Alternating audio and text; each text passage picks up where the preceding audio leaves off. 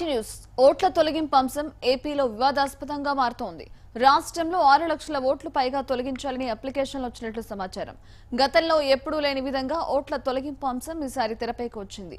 ఏపీలో 2 ప్రధాన పార్టీలు నువ్వు నేను అనే రీతిలో ఎన్నికల్లో తలపడుతున్నాయి.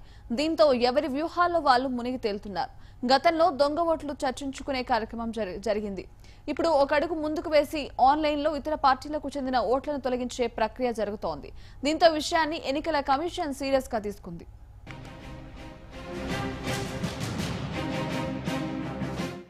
ఏపీలో ఎన్నికలు దగ్గర పడుతుంటే ఓట్ల తొలగింపు సీరియస్ సమస్యగా మారింది. ఆన్లైన్లో ఓట్ల తొలగింపు కోసం లక్షల సంఖ్యలో అప్లికేషన్లు వచ్చినట్లు సమాచారం. గత కొన్ని రోజులుగా టీడీపీ, వైసీపీలు ఈ సమస్యపై ఒకరిపై ఒకరు విమర్శలు చేసుకుంటున్నాయి. ఓట్ల తొలగింపు వల్ల తమ పార్టీలకు నష్టమని చెప్పుకుంటున్నాయి. దీంతో ఎలక్షన్ కమిషన్ సమస్యను సీరియస్ గా తీసుకుంది. అక్రమంగా ఓట్ల తొలగింపు కోసం అప్లికేషన్ ఇస్తే క్రిమినల్ కేసులు పెడతామని ఈసీ చెబుతోంది.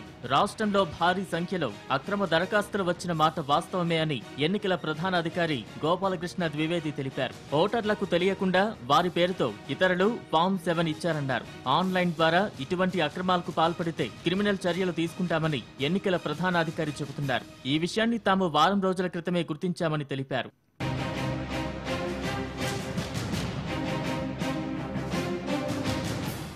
ఇప్పటి వరకు 45 మందిపై ఎఫ్ఐఆర్ నమోదు చేసినట్లు గోపాలకృష్ణ ద్వివేది తెలిపారు. ఐపీసీ సెక్షన్లు 120B, 419, 420, 465, 471తో పాటు ప్రజా ప్రాతినిధ్య చట్టం సెక్షన్ 31 కింద 9 జిల్లాల్లో ఎఫ్ఐఆర్ నమోదు చేసినట్లు ఎన్నికల ప్రధానాధికారి తెలిపారు. అత్యధికంగా తూర్పు గోదావరి జిల్లాలో 14 కేసులు, కృష్ణా జిల్లాలో 3 కేసులు, ప్రకాశం జిల్లాలో 4 కేసులు నమోదయ్యాయి. తూర్పు గోదావరి జిల్లాలో మీ సేవకు సంబంధించి 6 సిబ్బంది హస్తముందని జిల్లా కలెక్టర్ వారిపై చర్యలు తీసుకుంటారని తెలిపారు.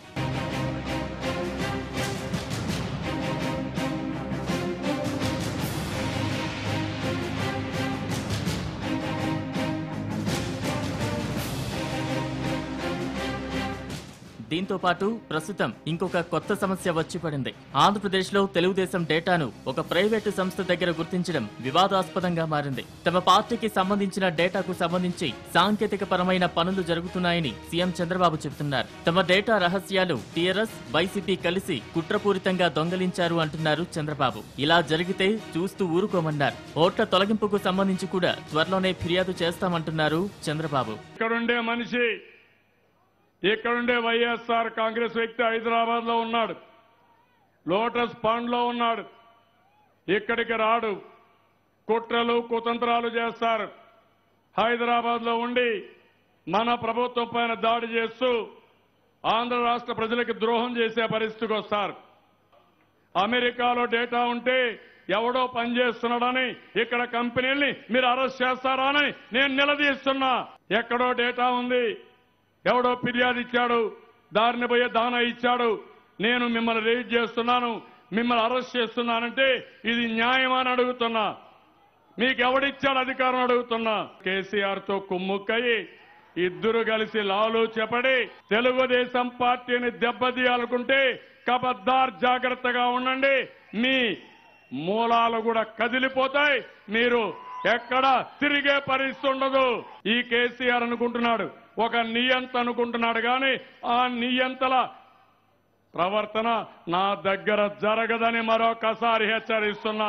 ఏపీ ప్రజలకు సంబంధించిన సర్వర్ హైదరాబాద్ లో ఉంటే తప్పేంటని మంత్రి నక్కా ఆనందబాబు ప్రశ్నిస్తున్నారు. జగన్ కు సరైన ప్రజాదరణ లేక ఇలాంటి కార్యక్రమాలు చేస్తున్నారని విమర్శించారు. సాంకేతిక పరమైన కారణాల వల్లే డేటా హైదరాబాద్ లో ఒక ప్రైవేటు కంపెనీ దగ్గర ఉందన్నారు నక్కా ఆనందబాబు. ఈ సమస్యపై టీఆర్ఎస్ వర్కింగ్ ప్రెసిడెంట్ కేటీఆర్ కూడా స్పందించారు. ఆంధ్రప్రదేశ్ ప్రజల వ్యక్తిగత డేటా ప్రైవేట్ కంపెనీ దగ్గర ఎలా ఉందని ప్రశ్నించారు కేటీఆర్. దీనివల్ల అనేక రకాల నేరాలు జరిగే అవకాశం ఉందన్నారు. గతంలో ఏదో ఐటీ కంపెనీలో పనిచేసిన వ్యక్తి, నేను ఆంధ్రప్రదేశ్ పౌరుణ్ణి, ప్రస్తుతం ఇక్కడ హైదరాబాద్లో నివాసం ఉంటున్నా. ఆంధ్రప్రదేశ్ పౌరులకు సంబంధించిన సమాచారాన్ని, ఆంధ్రప్రదేశ్లో ఉండే కోట్లాది మంది పౌరులకు సంబంధించిన సమాచారాన్ని, అధికారిక సమాచారాన్ని, గవర్నమెంట్ వెబ్సైట్లో ఉండే, గవర్నమెంట్ డేటాలో ఉండే, డేటా సెంటర్లో ఉండే సమాచారాన్ని ప్రైవేటు వ్యక్తులకు అప్పచెప్తా ఉన్నారు. ప్రైవేటు వ్యక్తులు, ప్రైవేట్ ఐటీ గ్రిడ్ అనే సంస్థ దీన్ని తెలుగుదేశం పార్టీకి రాజకీయంగా లబ్ధి చేసే విధంగా ప్రైవసీ చట్టాలకు తుట్లు పొడుస్తూ ఆంధ్రప్రదేశ్ ప్రజల పర్మిషన్ లేకుండా ఐటీ చట్టం సెక్షన్ 66, 72 ఐటీ యాక్ట్లోని ఈ 2 సెక్షన్లు 66, 72ను ఉల్లంఘించి వారు తస్కరిస్తున్నారు. మొత్తానికి ఓట్ల తొలగింపు అంశం వివాదాస్పదంగా మారుతోంది. దీంతో పాటు డేటా సమస్య కూడా 2 తెలుగు రాష్ట్రాల మధ్య వివాదాస్పదమైంది. News bureau, Bharat today.